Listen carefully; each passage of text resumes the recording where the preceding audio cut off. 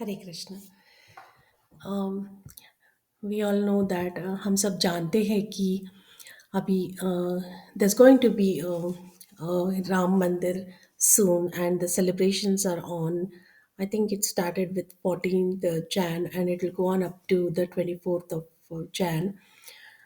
So, by one count, all are excited about the upcoming Ram Mandir in India. After a long wait, finally it's going to be built and it was opening. There's Lord Ram arriving soon. By one count, there are almost 7 lakhs, almost, 700,000 Hindu temples in India. Yet, for many devotees, it was one that did not exist, a monument to mark the birthplace of Ram, a Hindu god. They see that mattered the most. So, Bhagwan Sri Ram is not only a Hindu god. Now we know that it is Lord Ram is worshipped by most of the Hindus, but actually, Bhagwan Krishna and Bhagwan Ram are for any soul on the earth. That is the Sanatan Dharma. So on January 22nd, all everybody is yearning will come to an end when India's Prime Minister Mr. Narendra Modi consecrates the Ram Mandir, a grand temple in the northern city of Ayodhya, and some 8,000 people will attend the ceremony, including officials from the all the big parties and dignitaries from 55 countries. So why is the temple so important? That is the thing we must take. Everybody is pondering on. And now the answer starts because it is related to Lord Ram. Yeah, Lord Ram is the most revered of the gods in Hindu, in the masses, especially in northern India. And we all know the story of Rama's exile into the forest because of his stepmother, uh, Kaikeyi, who was, she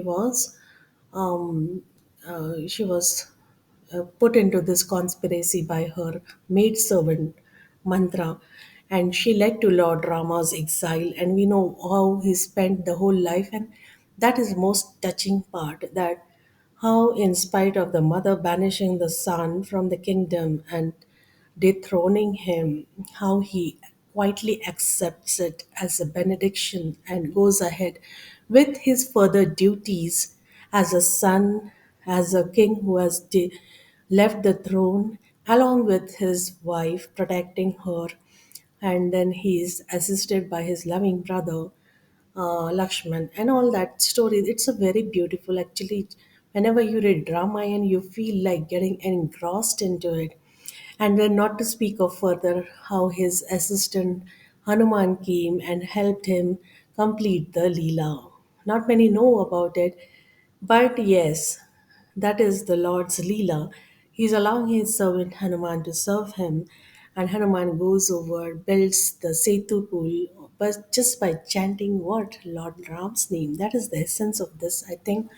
According to me, that is the essence. How will a pool by stones floating on the water? How is that going to help? But the every stone was carved with the Lord's name, and thus the Setu pool was built. And that is the story of Lord Ram's servant Hanuman, how he served Lord Ram. So we are all super excited about this. And since childhood, we have been hearing about these Leelas through one or the other sources, and we even many a times the grandmother told the stories to the grandchildren, and that was a bedtime story most of the times for the children. But now it is a serious. Now as we grow up, we know how serious it is, how seriously we must take this into consideration. And Chaitanya Charitamrita is full of beautiful pastimes of Lord Chaitanya and his servant Mukunda. So his devotee servant Mukunda.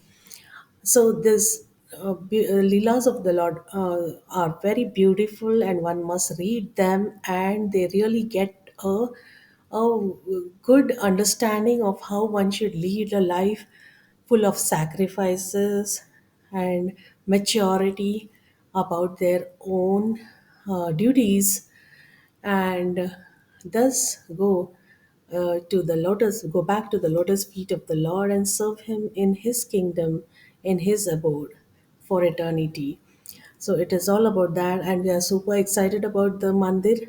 And the mandir is already so beautiful. The talks are coming, the pictures are coming, the videos are coming, and we know it's a long history about the mandir, how people fought, and there were anti elements who were proposing with some different ideas against against this eternal truth about the Sanatan Dharma of Lord Ram, and there were so many fights. There were mundane, discussions, and there were it went to the extreme, and what not happened, but after all, the Lord is victorious, isn't it? We study in his when we read the Lord Ram's Charitra, we study how the good always wins over the evil.